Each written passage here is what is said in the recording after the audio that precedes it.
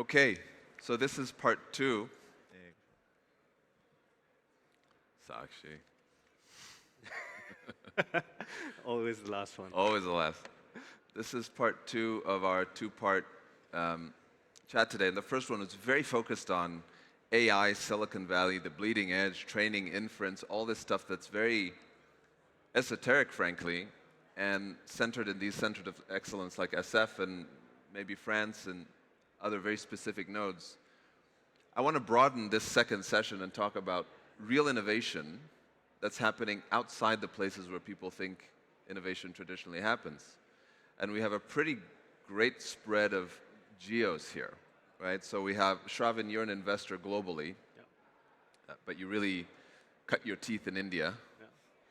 Aadit, you're still in India. Very much so. And very much so. And still innovating there. Meyer, you're in Africa and innovating there. And Mariana, you're in Brazil, which is a place I love because I focus on Latin America in my investing and innovating there. And what innovation means for each of you is probably actually pretty different and might not be what people generally think of as innovation, but actually is. So I really want to dig into some of those themes.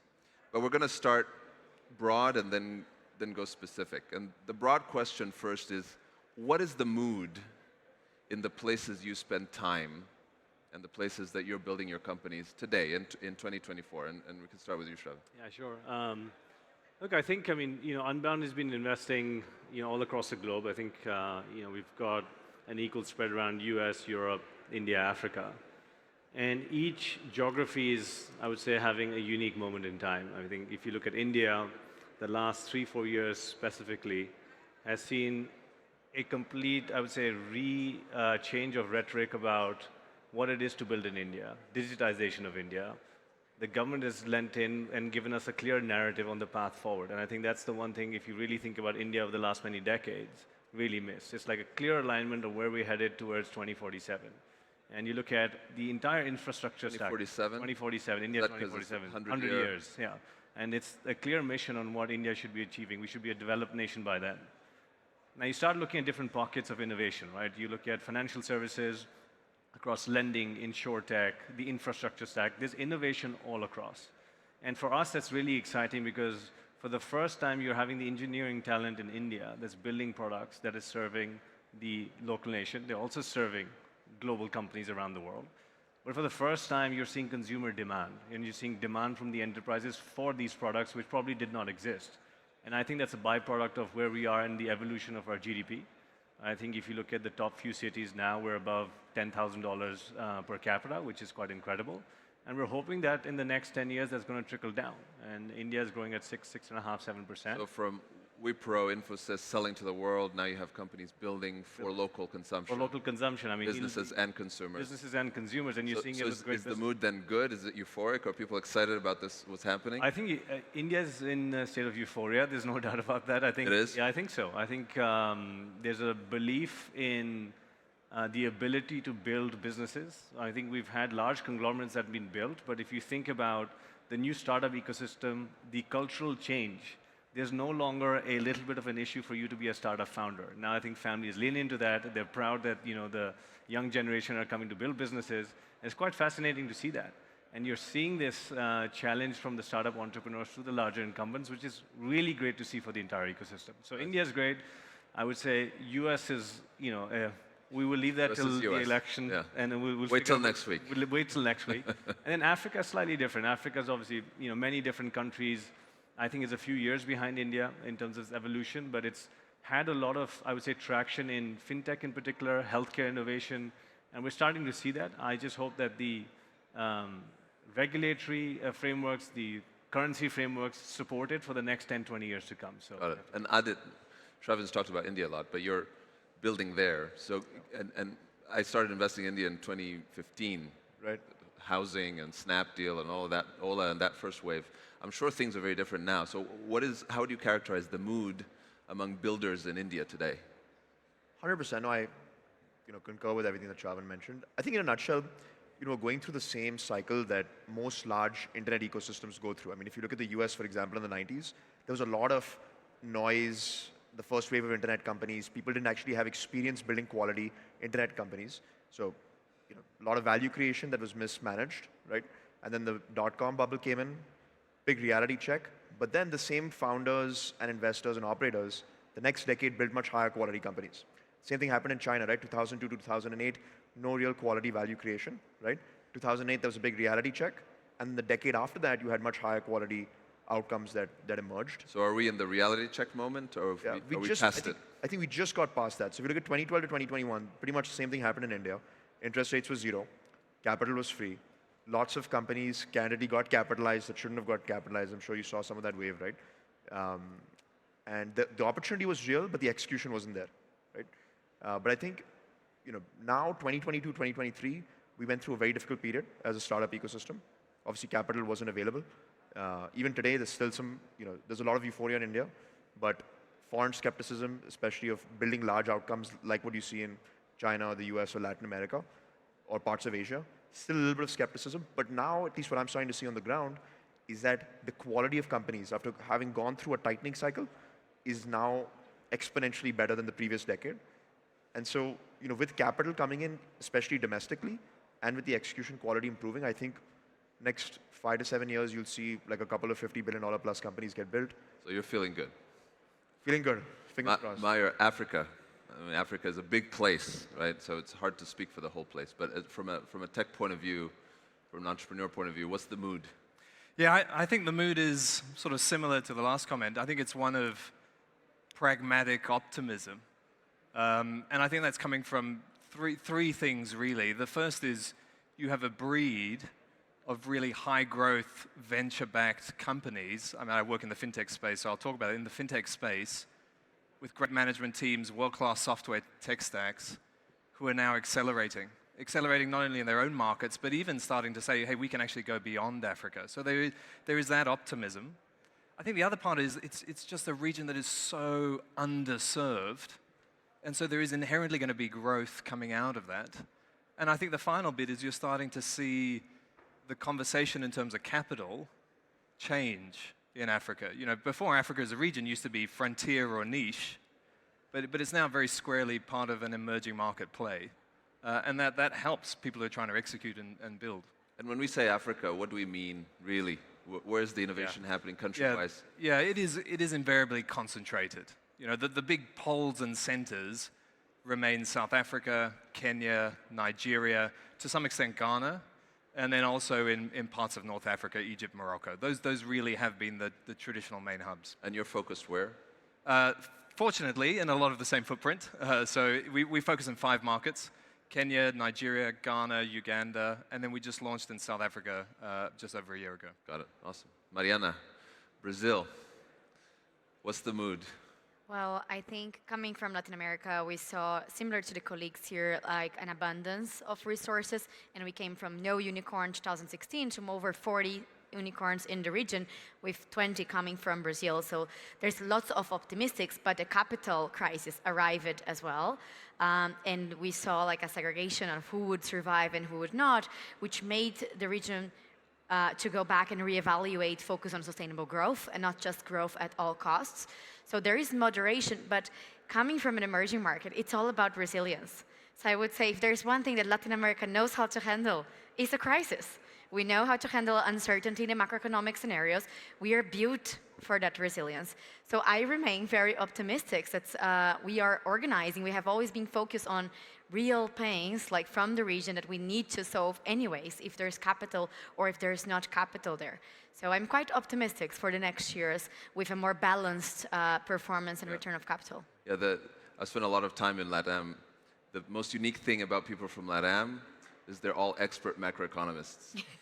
Every single one can speak for half an hour about interest rates very credibly because they've dealt with this crazy world of ours.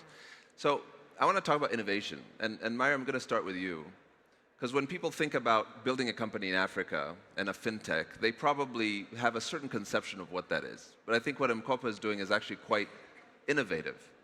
And so I want you to explain briefly what's really special about what you're doing. Where was the innovation that you found that unlocked this opportunity for M-KOPA? I mean, I think it's in a couple of places for us. I mean, the big issue where I think companies have struggled in Africa is when they start the sentence by saying, we are the X, but for Africa. You know, we are the Amazon, but for Africa. And traditionally, that's just not worked at all. And I think you've got to think about a it. Copy-paste framework, right? Yeah, the copy-paste framework. I think we're now evolved. You know, the set of operators and builders, we're beyond that. For us, we're a consumer fintech business. We're a credit-led business. And a lot of the innovation had to be really around the business model. Because most approaches to kind of consumer fintech in other markets will begin with an unsecured credit card as the entry point, and on the back of that, we will create a financial service framework. And the famous example, obviously, is Nubank from Brazil. Absolutely, and executed. Which is now a $70 billion market cap. I asked people randomly at FII, have you heard of Nubank? Yes. What's the market cap? 5 billion. Everyone undercounts it by an order of magnitude. Yeah, by 10x plus, yeah. I mean, it's an incredible company. And that worked incredibly well in Brazil, and that in itself was an innovation at the time. But in our markets in Africa, there just isn't the same credit infrastructure that exists. So our approach is you had to think differently about the entry point for the consumer relationship. And so we started in a somewhat unconventional approach, which is the first product we put in the hands of customers. And by the way, our customers are everyday earners, what we call everyday earners. They are self-employed individuals who are the backbone of our economies. They're earning less than $500 a month. There is no credit infrastructure about those customers. So the first product we put in their hands is a smartphone, a finance smartphone. They put down a $20, $25 deposit, and then they pay in installments over time, 50 cents a day. And so you've got to match the model to the way people earn their money. And through that, very quickly, we're able to qualify them for additional products. Are they using this phone to earn, or is it a tool for other aspects of life? 100%. It is not a luxury product. It is absolutely core to the way people earn a living.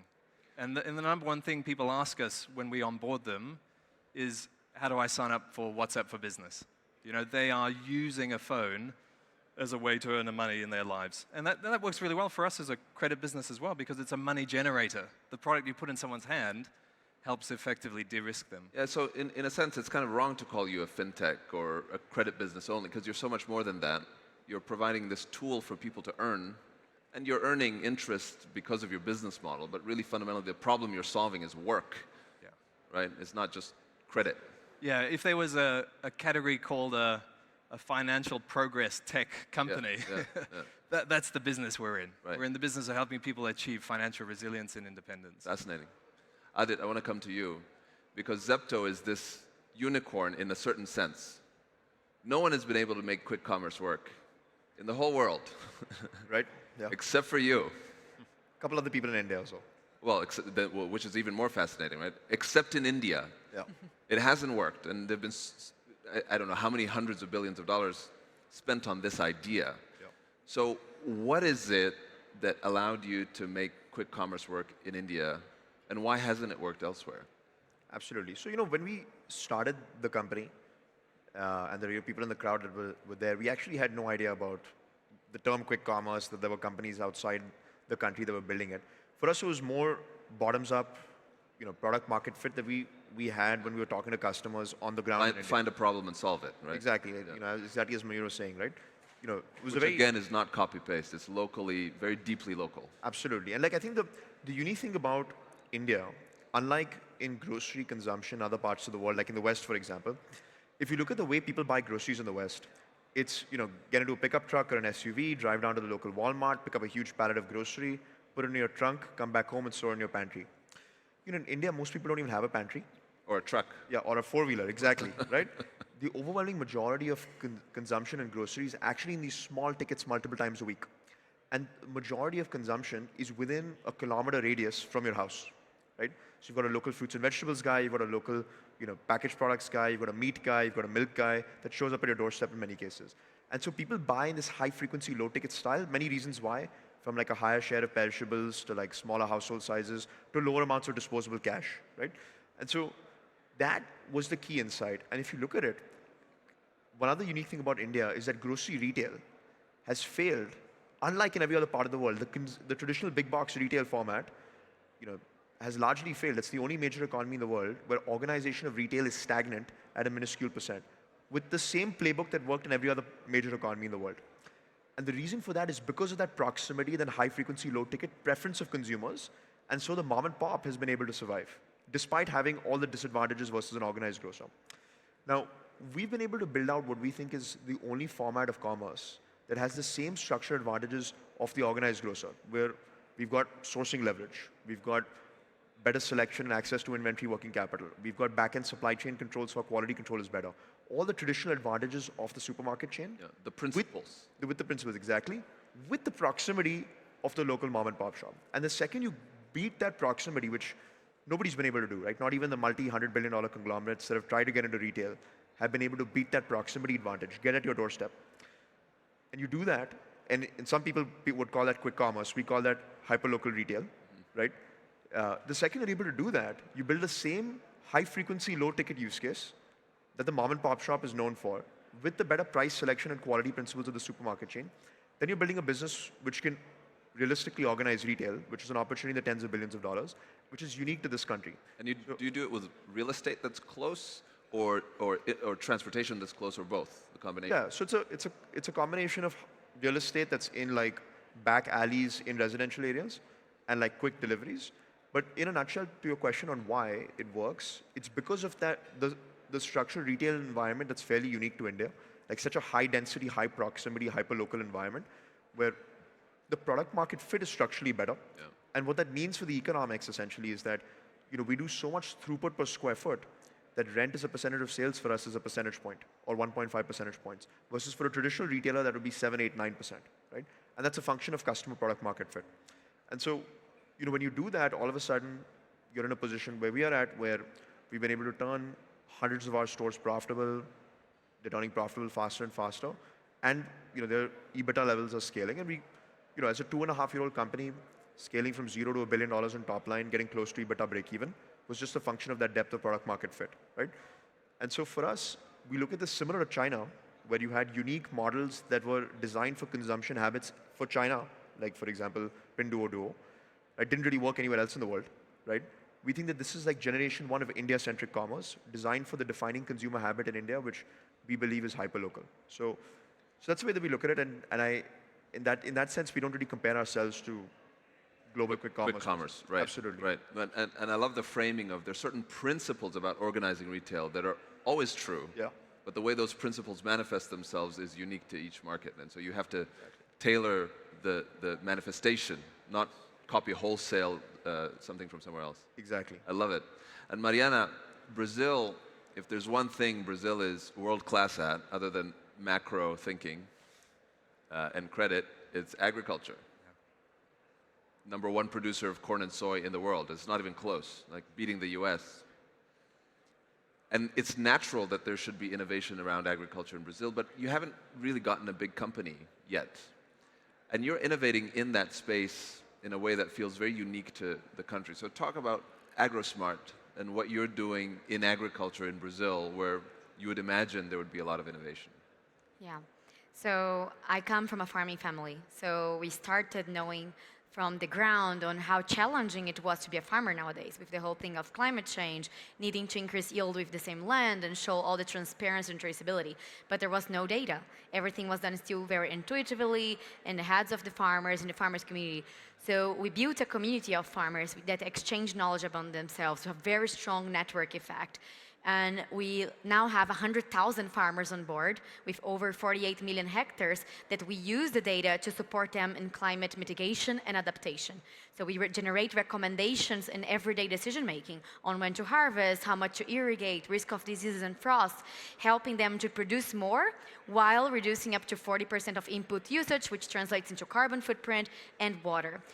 We started building that, and there's a lot of challenge, and that's why it's hard to have a big company over there, because we have infrastructure and connectivity, which is still very poor in emerging markets, education from literacy to digital inclusion, basic agronomic knowledge that has to be tackled, and financing. Farmers are leveraged on credit in order to buy inputs. There is no budget left to invest in transition, looking into regenerative agriculture practices, carbon projects, irrigation, or technology. So the next logic step for us is how do we grow? How do we continue to grow this company? We need to solve those systemic challenges. So we started looking into the supply chain and understanding that we needed to involve the other stakeholders in the supply chain, from banking, traders, agro-industries, to support that transition. So we leverage the data that we collect from the farmers, and we monetize in risk analytics for the rest of the supply chain. And we hope with that to increase premiums and payment for ecosystem services for farmers to invest, but also bring in more investment and financing, as the data gap, especially for smallholders, is so big that we don't have how much money flowing in. And that's what I think will unlock the next stage of growth for ag techs, not just in Brazil, but worldwide. And I think coming from Brazil, the main competitive advantage is that we are the largest producer of exporters of many goods, besides soybean and corn, meat, coffee, orange juice. So we have this broad knowledge overall around different crops. And Brazil is so huge that each state in Brazil can relate to a different country. So it's very easy to translate and scale that. Excellent. There's a wonderful phrase in Brazil called jabuticaba brasileira. Jabuticaba is a very Brazilian fruit that only exists in Brazil. I think the three of you have described very local fruits that don't exist anywhere else, truly, and can only exist where they do. And Shravin, as you look across the whole world, which is what you do, where else are you seeing these pockets of very locally tailored problem solving that for the rest of the world actually seems quite innovative? You know, I mean, for us, we spend a lot of time thinking about what are secular trends that we believe are not going to change. I think we have to start with sort of the first principles behavior. So rather than looking at, I say, specific geographies, we look at problems that we believe will be in existence. So if you look at financial services or fintech, will you need access to capital, whether it's working capital financing for your business or it's personal lending? If you're looking at insurance, how do you actually insure the people that don't have a credit score? How do you get to them and make sure that they have access to life and general insurance? If you look at the entire, let's say, underlayer of infrastructure, how do you move money from country to country? On how do you actually digitize the entire economy? On enterprise software, you're looking at all of us as he's going to finance more people buying devices. How do you secure the endpoint? How does that actually happen? How do you have the customer actually pay an additional 10 cents, 50 cents to secure the device? That will have to exist. As more vectors of attack keep coming, you'll naturally have to have layers of protection that need to be built in. And so we're trying to look at these problems we believe are only going to get exacerbated, and who are the companies, who are the founders that are solving those problems? And then let's go find them.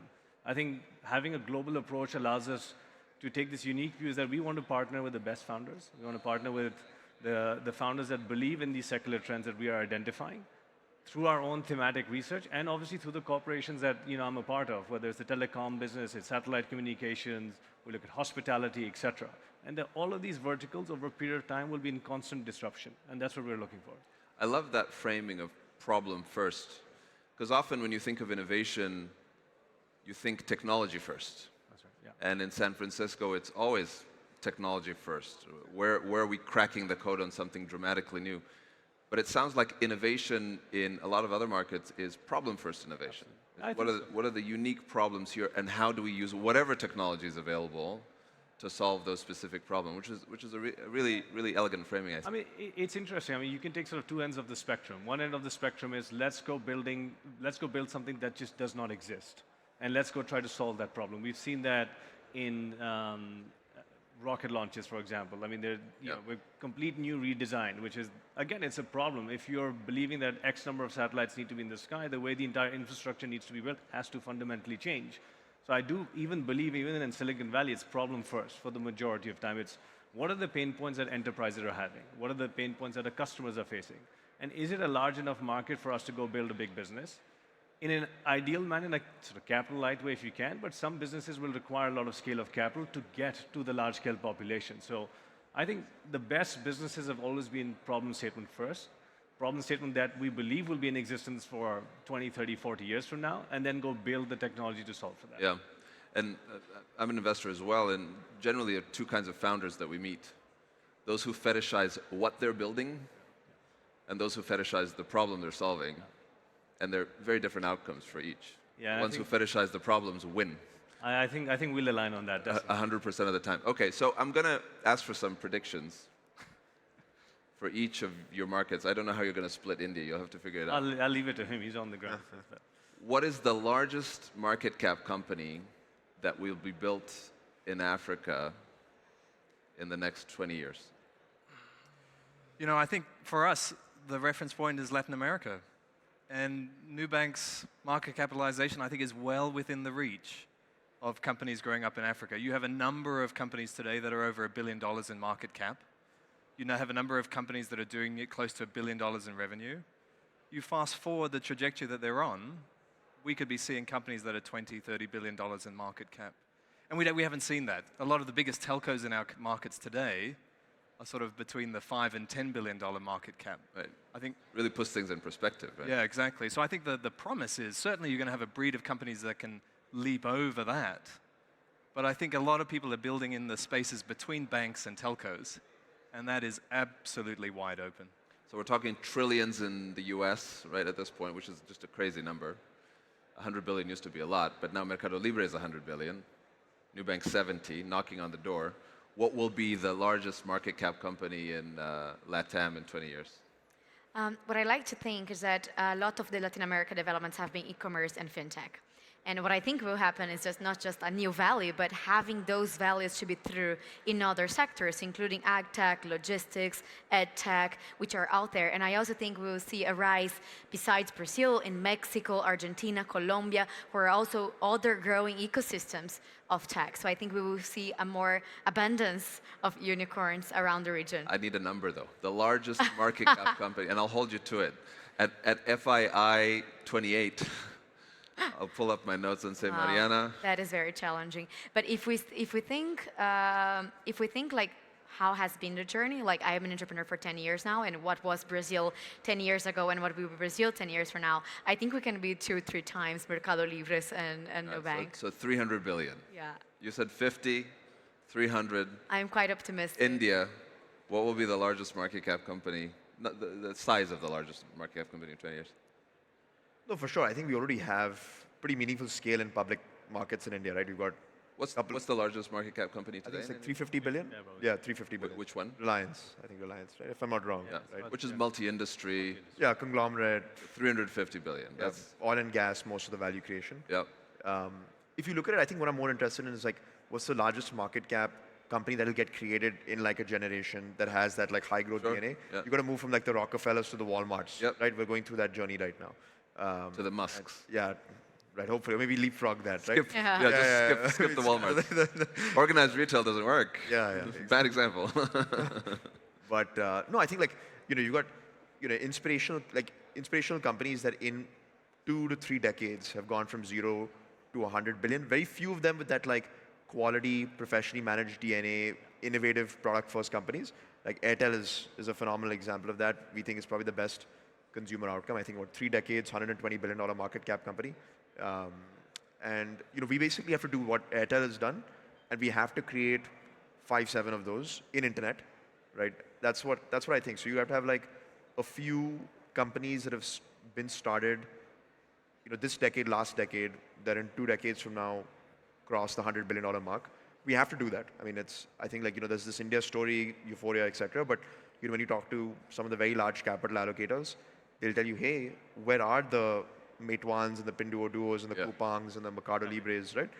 And only if you see like, I think in the next 5 years, you have to see 2-3 of those companies that clearly start breaking out. You're starting to see maybe one company that's starting to do that slowly. Hopefully a few other companies have a shot at doing that as well. But yeah, I think in the next 5 years, you have to create like a few $50 billion plus companies, 10 years, at least like 2 to 3 $100 billion plus companies. And with the same, like not with the DNA of the past, Sure. right? Like the Tatas and the Reliances. You need like the Airtels of the world, right? Like that professionally managed, huge TAM, product first companies. Like those would be the idea that we have to go for. Yeah. Shravin, will there be a $1 trillion company outside the US? Yeah, most definitely. Where? I hope in India. Don't say India. I hope. I mean, I think This is a every stacked geography panel. will have it. I would say, frankly speaking, I'm personally not too concerned about the market caps. What I'm really concerned about is the revenue build-up. That matters more to me. Market cap is a function of the euphoria or the pessimism at a particular point in time. Like, can you build a $10 billion, $20 billion revenue business, profitable? Can you do that? And I think there will be a lot of those companies that will be created in the next decade. There's no doubt about it. A lot of great founders are building companies that are solving real problems, for trends that will not go away. My full attention is just on that. Market cap is not in my control, so I'm not going to be focused on Love it. Grounding us at the end. Thank you so much. Thank you, everybody. Thank you.